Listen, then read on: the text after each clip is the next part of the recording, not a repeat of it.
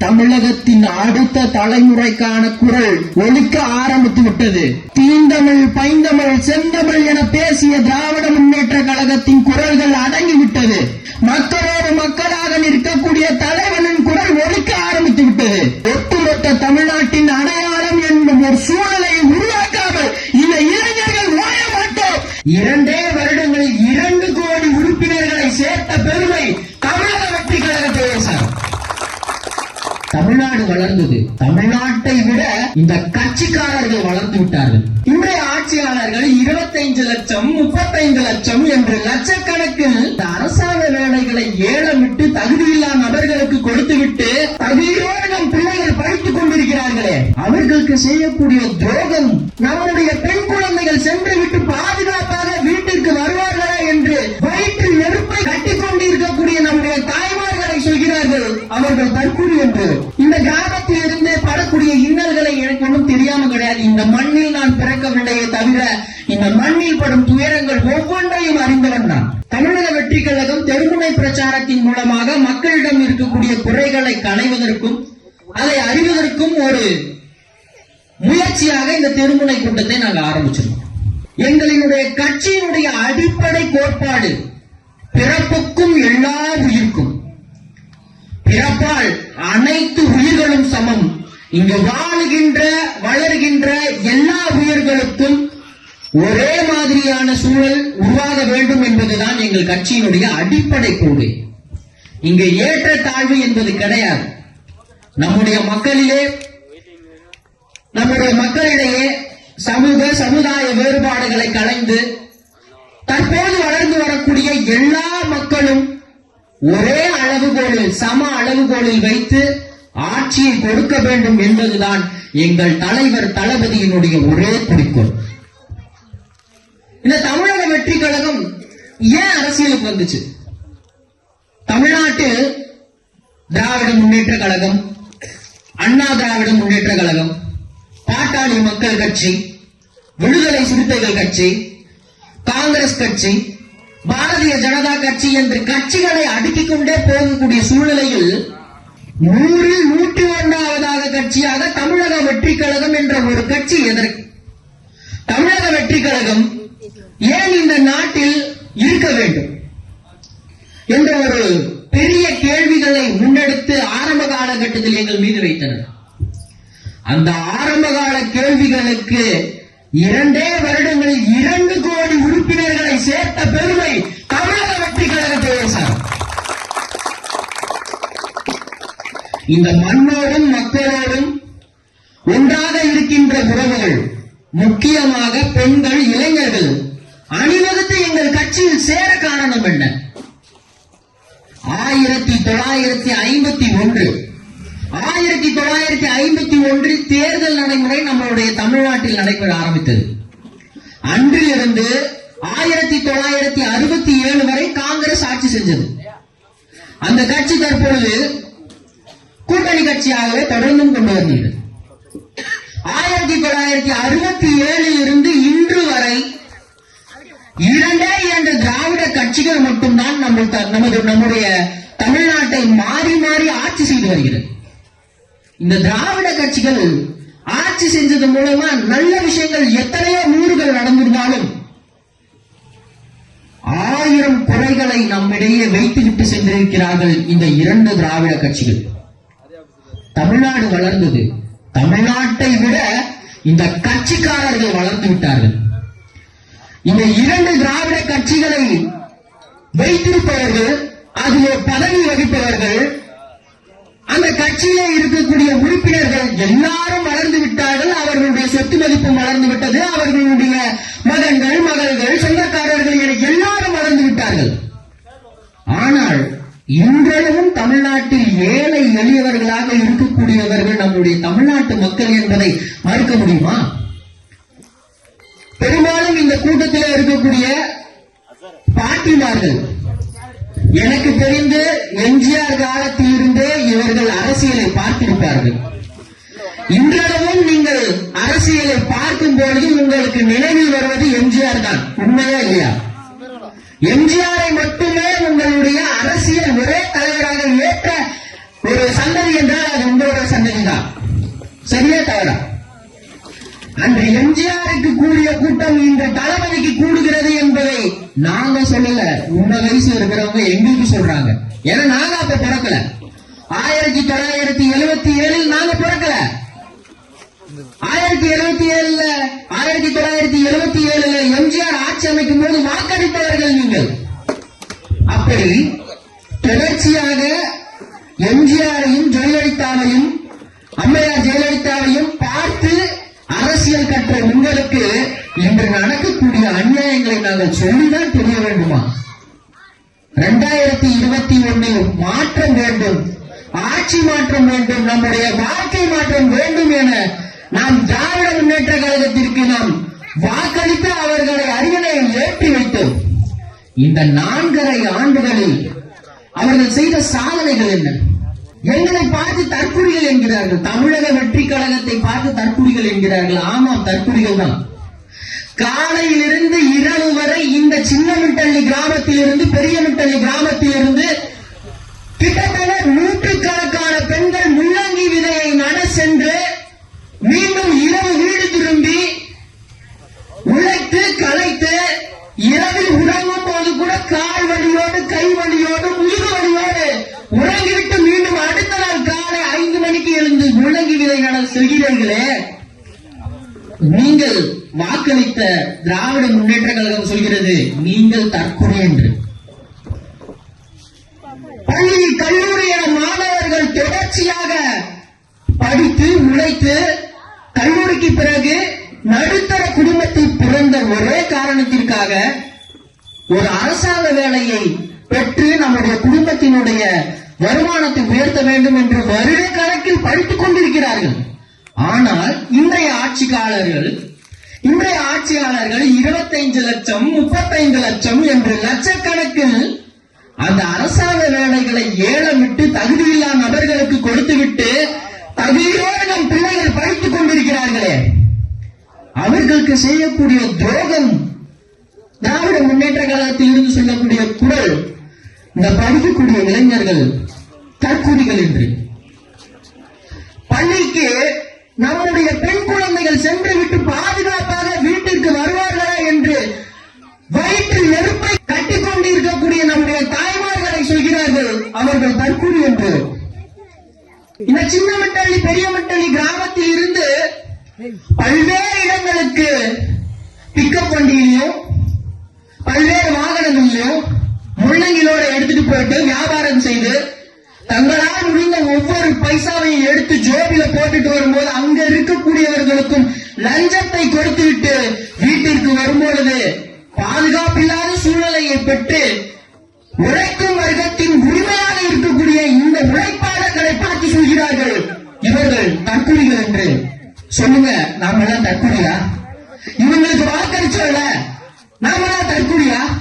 இன்றையும் இந்த கிராமத்தில் இருந்து படக்கூடிய இன்னல்களை எனக்கு ஒன்றும் தெரியாம கிடையாது. இந்த மண்ணில் நான் பிறக்கவில்லையே தவிர இந்த மண்ணில் படும் துயரங்கள் ஒவ்வொன்றையும் அறிந்தவன் நான். முள்ளங்கி விதைகளை நீங்கள் வாங்கி வருவதும் எனக்கு தெரியும். வாங்கும் போது 20 ரூபாய் கம்மியாக இருக்கிறது என்பதற்காக கடன் வைத்துவிட்டு மீண்டும் அந்த கடனை கொடுப்பதற்காக முள்ளங்கி அறுவடை வரை காத்திருப்பதும் எனக்கு தெரியும். நீங்கள் முள்ளங்கி விதைகளை நடுவதில் இருந்து அந்த முள்ளங்கியை அறுவடை செய்து முள்ளங்கியை கழுவி எடுத்துக்கொண்டு செல்லும் போது விலை இல்ல, ஒரு கேஜி 1 ரூபாய் தான், எடுத்துட்டு போங்க, புண்ணு வந்துருச்சு கீரை வந்துருச்சு தரமா இல்ல அப்படின்னு சொல்லும் போது வருத்தத்தோட கண்ணீரோட நீங்க எடுத்துட்டு போயிட்டு அந்த முள்ளங்கியை அழிக்கும் போது உங்களுக்கு இருக்கக்கூடிய வழிகள் எவ்வளவு எங்களுக்கு தெரியும். உங்களோட உங்களாக இருக்கக்கூடிய எங்களுக்கு தெரியும். ஏனென்றால் நாங்களும் விவசாயிகள் பிள்ளைதான். இந்த சின்னமிட்டள்ளி கிராமமும் பெரியமிட்டள்ளி கிராமமும் தோராயமாக ஒரு 1400 வாக்குகளை கொண்ட ஒரு கிராமமா இருக்கு. இங்க அரசியல்வாதிங்க எப்ப வருவாங்க? எலெக்ஷன் வந்தா வருவாங்க. அரசாங்க திட்டங்களை கொண்டு போய் சேர்க்கிற மாதிரி அந்த திட்டங்களை அவங்க பைக்குள்ள போட்டுக்கொண்டு வருவாங்க. உங்களை ஒரு வியாபாரியா நினைச்சு வருவாங்க. உங்ககிட்ட அரசியல் வியாபாரம் செய்யறதுக்கு வருவாங்க. ஆனா என்றைக்கு இந்த அரசியல்வாதிகள் அரசியலை தாண்டி கொள்ளையடிக்கும் எண்ணத்தை மட்டும் தன்னுடைய பையில் வைத்து வந்தார்களோ அன்றே இந்த அரசியல் செத்து போச்சு. அந்த இறந்து போன அரசியலை மீண்டும் பிறக்க வைக்க வேண்டும் என்பதற்காக கட்சியை தொடங்கிய நான் இந்த தமிழக வெற்றி கழகம். இறந்து போன இந்த அரசியலை உயிர்ப்பிக்க, இறந்து கொண்டிருக்கும் நம்முடைய வாழ்க்கையை உயிர்ப்பிக்க அப்படி ஆரம்பிச்சதுதான் இந்த தமிழக வெற்றி கழகம். நான் சொன்ன மாதிரி 100 கட்சியும் 1000 கட்சி கிடையாது. ஒரு கட்சி, மக்களுக்காக நிற்கக்கூடிய கட்சி, மக்களுக்காக நிற்கக்கூடிய தலைவன். இங்க இருக்கிறவன் யாராச்சும் ஒருத்தராச்சும் 40 வயசுக்கு இருக்கிறாங்க பாருங்க. எல்லாரும் இளைஞர்கள். தங்களின் சொந்த உழைத்த பணத்தில் எடுத்துட்டு வந்து இந்த பேனர் கொடி எல்லாத்தையும் கொண்டு வந்து வச்சிருக்கிறோம். நாங்க என்னங்க சம்பாதிச்சிட போறோம்? எங்களுக்கு வயசு 25, என் வயசு 27. இந்த பாலகோடு சட்டமன்ற தொகுதி இருக்கு இல்லையா, 25 ஆண்டு காலம் ஒரு சிற்றரசர் இந்த நாட்டை ஆழ்வது போல இந்த தொகுதியை பாலகோடு சட்டமன்ற உறுப்பினர் ஆண்டு கொண்டு வருகிறார். அவர் மீது எனக்கு மிகுந்த மதிப்பும் இருக்கு. நான் பிறந்த காலத்தில் இருந்தே பார்த்துட்டு வரேன். ஏன்னா எனக்கே வயசு 27 தான். ஆனால் இன்று என் மக்கள் படக்கூடிய கஷ்டத்தை பார்க்க முடியாமல் அந்த கஷ்டத்தில் இருந்து வெளியே வர வேண்டும் என்று நான் ஒரு தலைவனை தேர்வு செய்து அரசியல் இறங்கியிருக்கிறேன் என்றால் அந்த கட்சி ஒரே ஒரு கட்சியாக தான் இருக்க முடியும். மக்களோடு நிற்கக்கூடிய கட்சி தமிழக வெற்றி கழகம். தமிழக வெற்றி கழகத்தினுடைய தலைவர் தளபதி அவர்களாக மட்டும்தான் முடியும். இன்றோ நாளையோ நாளை மறுநாளோ இங்க ஆட்சிகள் மாறும், காட்சிகள் மாறும், அதையெல்லாம் விட்டுருங்க. ஆனா இப்ப இந்த 4.5 வருடங்கள் 2021 இருந்து 4.5 வருடங்கள் இவங்க பண்ணக்கூடிய எல்லா துறையிலும் உள்ளது. நான் இங்க நின்றுட்டு இருக்கேன், என் முன்னாடி நீங்க எல்லாம் உட்கார்ந்துட்டு இருக்கிறீங்க. சுத்தி இருக்கக்கூடிய எல்லா பொருளையும் வச்சு நான் சொல்றேன், சரிங்களா? நம்ம உட்கார்ந்து இருக்கோம், நம்ம நடக்கிறோம் இல்லையா, இந்த மண்ணில் ஊழல். காலையில் காஞ்சிபுரத்தில் எங்க அண்ணன் அடிக்க ஆரம்பித்து விட்டார், இன்று காரிமங்கலத்தில் நான் அடிக்க ஆரம்பித்து விட்டேன். இன்னும் பல அடிகள் வரத்தான் போகிறது. நம்ம உட்கார்ந்து இந்த மண்ணில ஊழல் எத்தனை கோடி? கம்மிதான். 4270 கோடி ஊழல். 4270 கோடி, வெறும் ரூபாய் கிடையாது. மரத்துல ஊழல். பின்னாடி இருக்கிற கோயில் இருக்கு இல்லையா, அது மாதிரி தமிழ்நாடு ஃபுல்லா இருக்கக்கூடிய கோயில்ல ஊழல். தமிழ்நாடு வீட்டு வசதி வாரியம் சார்பாக கட்டிக் கொடுக்கக்கூடிய வீடுகளில் ஊழல், காட்டில் ஊழல். எங்கிருந்தாலும் இவங்களுக்கு எல்லாம் ஊழல் செய்யறதுக்கு ஐடியா வருதுன்னு தெரியல. ஆனால் மக்களுக்கு நல்லது செய்ய வேண்டும் என்ற பொழுது மட்டும் இவர்களுக்கு மூளை வேலை செய்யாது. இன்றைய முதல்வர் ஸ்டாலின் அவர் சொல்றாரு, போதையின் பாதையில் செல்லாதீர்கள். ஐயா, எங்க சின்னமட்டலி கிராமத்துல போற பாதையிலேயே பிரச்சனை இருக்குங்க. நீங்க போதையின் பாதையில் செல்லாதீர்கள் சொல்றீங்க. மின் விளக்குகள்ல பிரச்சனை, முக்கியமான பிரச்சனை. பல குடிகளை ஆண்ட இந்த கிராமத்து மக்கள் இன்று குடிதண்ணிக்கு கஷ்டப்பட்டு இருக்காங்க. உண்மையா இல்லையா? இன்னைக்கும் குடிதண்ணீருக்கு நீங்கள் கஷ்டப்படுவது எங்களுக்கு தெரியாதா? எத்தனை ஆண்டுகள் இன்னும் இவர்களை நம்பி நீங்கள் ஏமாற போகிறீர்கள்? தொடர்ச்சியாக இங்க நடக்கக்கூடிய எல்லா குற்ற செயல்களும் நாங்கள் பார்த்துட்டு தான் இருக்கோம். இந்த ஊர்ல இருந்து வெளியூருக்கு சென்று பிழைப்பு நடத்துவதற்காக எத்தனை இளைஞர்களை பார்க்க வேண்டும் என தாய்மார்கள் அழுகுறையில் இருந்த பொழுது அவர்களிடம் இருந்து ஒரு வீடியோ காலாவது வராதா, நம்ம பார்த்துட முடியாதான்ற ஒரு சூழல் உருவாகி இருக்கே, அதெல்லாம் யாருக்கும் தெரியாதா? இன்னும் வேலை வாய்ப்பு உருவாக்கி இருந்தால் நம்ம பிள்ளைங்க ஏங்க வெளியூருக்கு போயிருக்க போறாங்க? தர்மபுரியில வேலை வாய்ப்பு இருந்தா இங்கிருந்து தர்மபுரி கிட்டத்தட்ட 1/2 மணி நேரம் தானே. ஆனால் அதை அவங்க உருவாக்க மாட்டாங்க. கிட்டத்தட்ட இப்போ ஒரு சமீப காலமாக ஒரு வருந்த செய்தி, முள்ளங்கில் விதை நடுவதற்காக ஒசூர் சென்ற ஒரு பிக்கப் வாகனம் ஆக்சிடென்ட் ஆயிடுச்சு. உங்களுக்கு எல்லாருக்கும் தெரியும் தானே? அது விதை நட போன ஒரு பெண் இறந்துட்டாங்க. இந்த மாதிரியான ஒரு பாதுகாப்பு இல்லாத ஒரு சூழல். அந்த இறந்த உயிருக்கு யாருங்க பொறுப்பு கொடுப்பா? அந்த இறந்த உயிருக்கு யார் பொறுப்பேற்பா? இது மட்டுமா? இளைஞர்கள் வெளியூருக்கு வேலை செய்யறாங்கல்ல, வெளியூர் போய் வேலை செய்யறாங்க. அந்த வெளியூர்ல அந்த ஊர்க்காரன் அவனை அடிக்க மாட்டானா? அது மாதிரி அடிச்ச சம்பவங்கள் எத்தனை இதே ஊர்ல நடந்திருக்கேன். இதையெல்லாம் மாற்றத்தானே நாங்கெல்லாம் கேட்கிறோம், அதிகாரிகள்கிட்ட கேட்கிறோம், ஆட்சியாளர்கள்ட்ட கேட்கிறோம். ஆனா அதுக்கெல்லாம் ஒருபோதும் செவிசாய்க்காத இந்த அரசியல் அதிகாரத்தின் உச்சத்தில் இருக்கக்கூடியவர்கள் எங்களை பார்த்து பயப்படுவது ஒன்றும் புதிதல்ல. ஏன்னா நாங்க நேரடியா பேச ஆரம்பிச்சிட்டோம். எங்க கைக்கு மைக்கு வந்தப்பே முடிஞ்சிருச்சு. அவங்க பைக்ல ஏறி பின்னாடி போயிட்டே இருக்க வேண்டியதுதான். சோ இது மாதிரி தொடர்ச்சியாக தமிழ்நாட்டில் நடக்கக்கூடிய எல்லா பிரச்சனைகளையும் நாங்கள் இந்த பெருமூல கூட்டம் வாயிலாக காரிமங்கலம் பேரூர் கழகம் சார்பில் காரிமங்கலம் ஒன்றியத்திற்கு உட்பட்ட எல்லா ஊர்லயும் நாங்க போய் பேசதாங்க போறோம். போதுங்க, 25 வருஷம் ஆண்டது போதும். 25 ஆண்டு காலம் நீங்கள் ஆட்சி செய்து எங்கள் மக்களை வறுமையில் வைத்திருந்தது போதும். இன்னும் எத்தனை காலம் நாங்கள் வறுமையில் இருக்க வேண்டும்?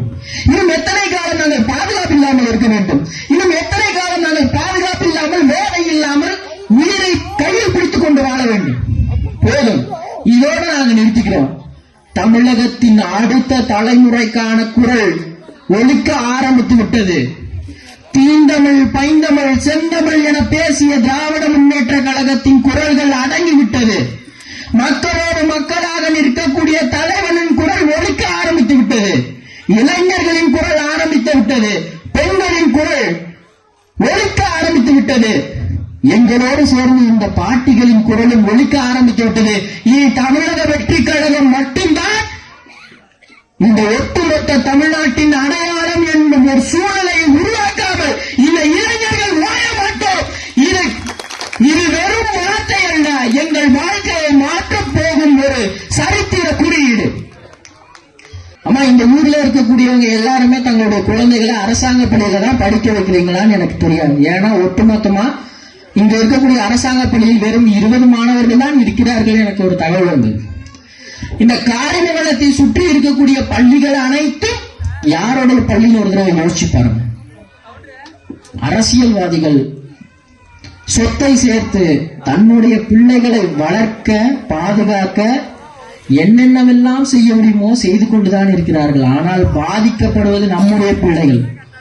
நம் பிள்ளைகளுக்காக நீங்கள் 2026 போடக்கூடிய ஓட்டு மற்றவர்களுக்கு வேட்டாக இருக்க வேண்டும்.